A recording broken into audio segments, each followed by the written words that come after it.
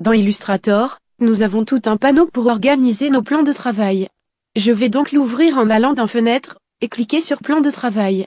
J'ai créé ici 6 plans de travail, et Illustrator les a nommés pour moi, plan de travail 1, 2, 3 et ainsi de suite.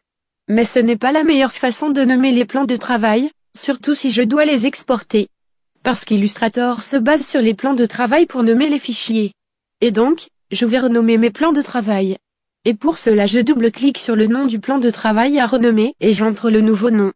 Par exemple 1. Je passe au prochain plan de travail et je le nomme 2. Et je continue ainsi jusqu'au panneau 6.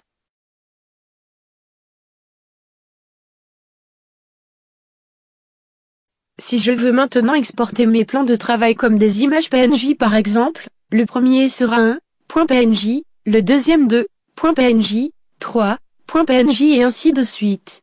L'ordre ici dans le panneau plan de travail détermine aussi l'ordre d'exportation. Si je veux changer l'ordre ici des plans de travail, je clique sur le plan à déplacer et je glisse ma souris, ou j'utilise ces petites flèches.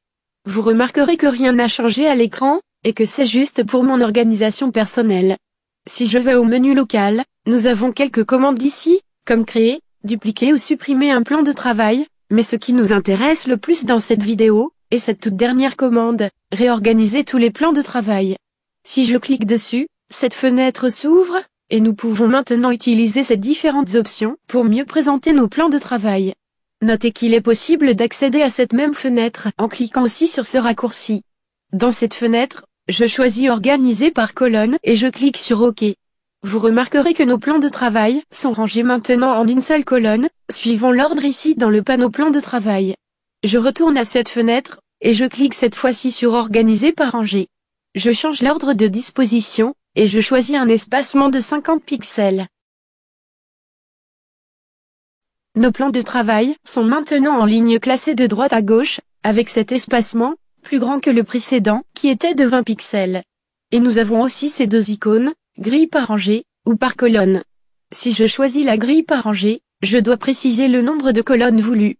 Par exemple 2. Et je clique sur OK. Voilà, on arrive à la fin de ce chapitre sur les plans de travail. N'hésitez pas à tester vous-même toutes ces commandes pour en acquérir la parfaite maîtrise.